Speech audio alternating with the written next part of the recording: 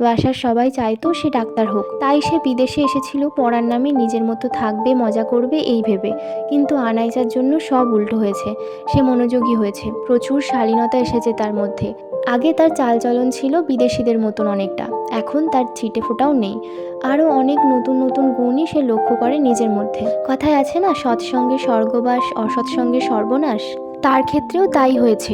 খারাপ সে কখনোই ছিল না, একটু চঞ্চল আর একটু উচ্ছৃঙ্খল ছিল, বড়লোক বাবার একটিমাত্র অতি আদরের মেয়ে হওয়াতে। তবে এখন সব অতীত। তার বর্তমান সে একজন সুশীল নারী, সে একজন ভালো ডাক্তার আর সর্বশেষ ভালো মানুষ। ভাবনা থেকে বের হয়ে আসে সে। তুই এখানে বস, আমি ড্রাইভিং করি, তোর শরীর বেশি ভালো লাগছে না আমার কাছে, আয়েশা কথাটি বলল। আনাইজা চোখ মেলে তাকালো এবার, এলিয়ে রাখা দেহটা সোজা করে বসলো। কিছু হয়নি, এখন ভালো লাগছে।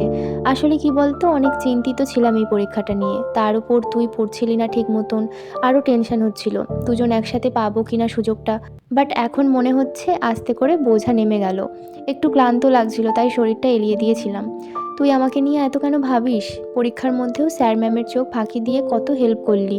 তুই যে আমার সখী রে, তাই তোকে ছাড়া এই দেশে আমার আপন কে আছে বল? তাছাড়াও আমি যদি তোকে রেখে অন্য কোথাও একা যাই, তুই নিজেও ফ্যাস ফ্যাস করে কাঁদবি। আর তাই নিজের ময়লা নিজের সাথে নিয়ে সব জায়গায় যাচ্ছি। আয়েশা প্রথম কথাগুলো শুনে খুশিতে গদগদ হলেও শেষের কথা শুনে এক প্রকার তেতে উঠল। শয়তান মহিলা, তুই ভালো হবি না তাই না? এই দেখ আমি ভালো হয়ে গেছি, ডাইনোসর। নিজেকে এদিক ওদিক করে দেখাতে দেখাতে কথাটা বলল আনাইজা। ঢং। ঠিক বলেছিস, চুল যেমন কোমল সোজা, আমার কথাও তেমনই কোমল ও সোজা সাপটা, খুবই গর্ব করে আনাইজা বলল। তবে আয়েশা নাক মুখ কুচকে তার দিকে রাগী মুখ করে তাকিয়ে আছে দেখে থমকে গেল। আর কথা না বাড়িয়ে খাবারের প্যাকেটটা খুলে খাওয়া আরম্ভ করলো। এখন সন্ধ্যে 7টা বেজে কিছু মিনিট হবে হয়তো। চারপাশে নিস্তব্ধতায় মোড়া। কিছুক্ষণ পর পর শুধু হাওয়ার শশ শব্দ করে সাগরের উথাল পাথাল ঢেউয়ের শব্দ শোনা যাচ্ছে। সাগরের পাড়ে গাড়ি দাঁড় করিয়ে তার সামনের দিকের কাঁচের ওপর আধশোয়া হয়ে আকাশের পানে চেয়ে আছে আনাইজা। তার পাশে বসে বসে সাগরের উথাল পাথাল ঢেউ দেখতে ব্যস্ত আয়েশা। দুজনের কারোরই আশেপাশের কোনো কিছুতেই ধ্যান নেই, যে যার ভাবনার জগৎ নিয়ে ব্যস্ত। আশেপাশের কোনো মানুষও নেই তারা দুজন ছাড়া। হঠাৎই গুমোট ভেঙে আয়েশা মুখ খুলল। দোস্ত, পরিবেশটা একদম মনের মতো তাই না? আনাইজা সাগরের দিকে দৃষ্টি মেলে তাকিয়ে এবার সোজা হয়ে বসে, তারপর আবার বলতে শুরু করে।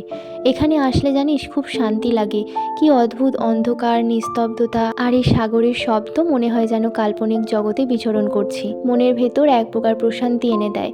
একটা গান শুনবি? খুব আগ্রহ নিয়ে বলে উঠল আয়েশা। আপাতত সাগর আর প্রকৃতির গান শোন, ওদের সাথে তুইও 2 লাইন গা শুধু, তাহলে আমারও শুনতে বেশি ভালো লাগবে। আনাইজা তাকায়, তবে কিছু না বলে মুখ আবার আগের ন্যায় ফিরিয়ে সামনের দিকে তাকায়।